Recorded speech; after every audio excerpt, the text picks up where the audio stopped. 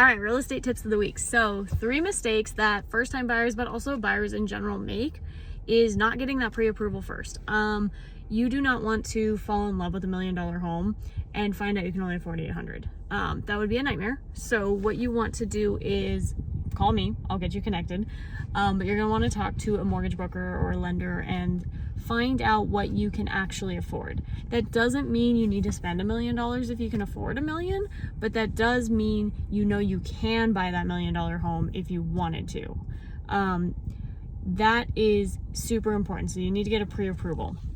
Number 2, not factoring in all the pieces that go into your monthly payment. A lot of times, especially if you're a first-time buyer, you're coming from the thought of like, oh, my rent is $3,500 a month.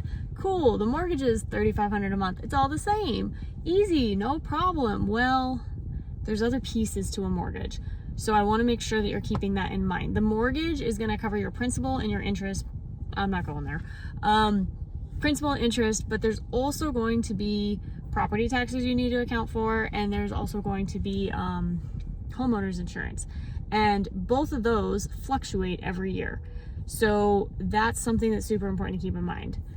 And then the third thing that a lot of times buyers don't consider is the neighborhood, where the house is located. That is so important. Like, obviously you've got to look at the house. The house is going to be key. Does it have the kitchen where you want it? Does it have that special thing that you were looking for? Is it like, do you have to have a pool? Like, you're going to look at all those things, but don't forget to look where the home is located.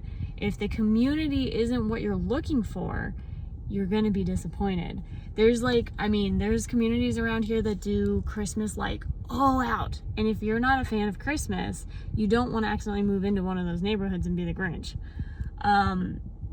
Just random little things, but just keep in mind that the location is also just as important as the actual home.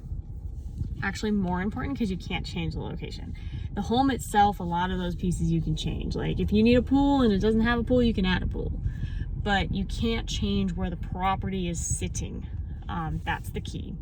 So just 3 fun little tips.